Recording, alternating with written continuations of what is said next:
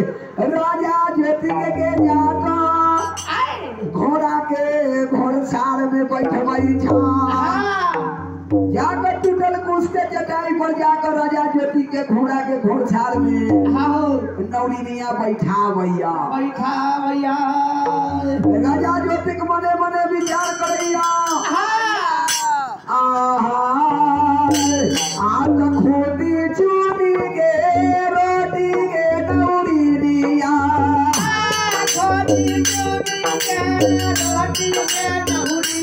आगे धरिया के तो सादो के ले लगाई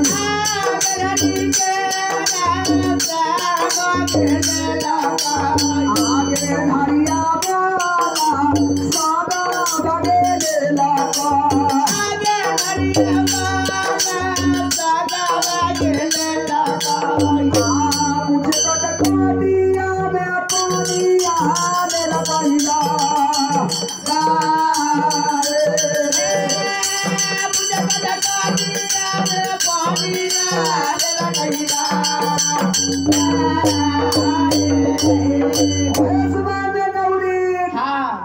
चुनी के रोटी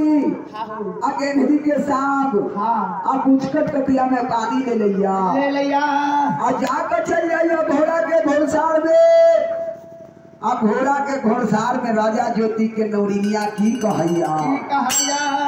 आहा आका काला काला काला राजा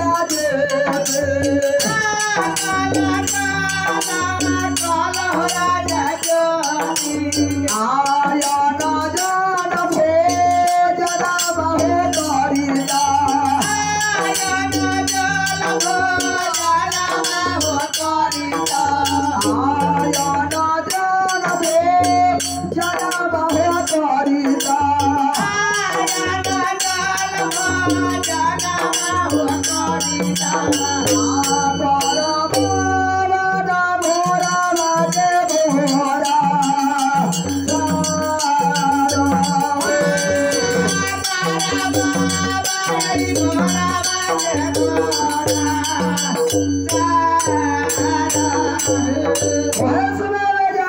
ज्योति के राजा के नौरिनिया कहैया कि हो राजा ज्योति तू भोजन जेवनार कला अब भोजन जेवनार कह यही जगह से चल जाई नौरिनिया भोजन दे के चल भैया उस सतयुग समैया में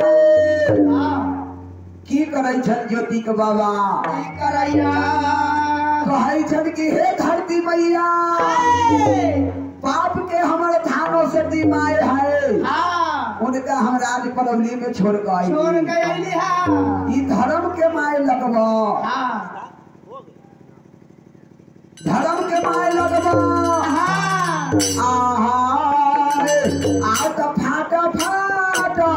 फाटा धरती मैया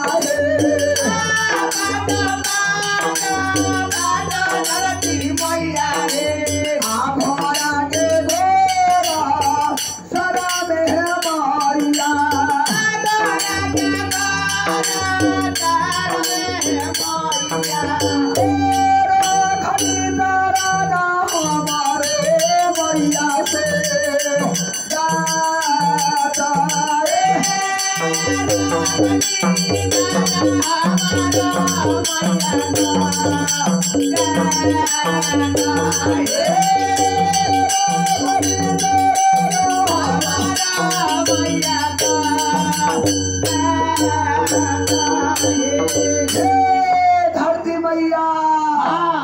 धर्म के माए हमर लगवाओ घोड़ा के घोड़सार में फाट जा आई हमर खुदी चुनी के रोटी गेनहरी के साग अब मुचकट कटिया में पानी है सही सोगात तू रख ला हम केतनी वन से पीपत काट के आए तो फिर इस सोगात तोरा से हम मंगवाओ दे दी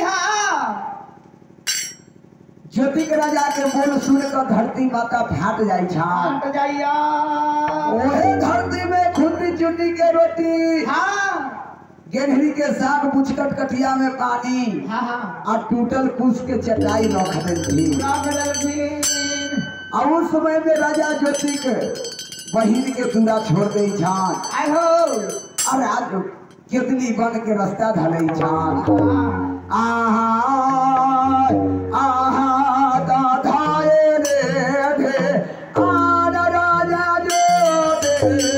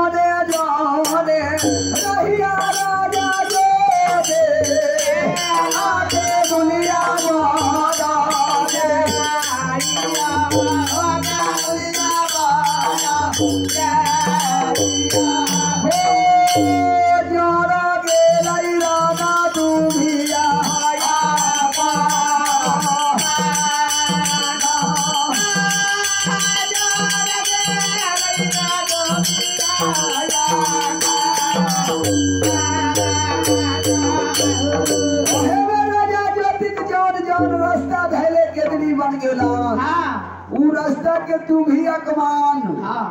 उनका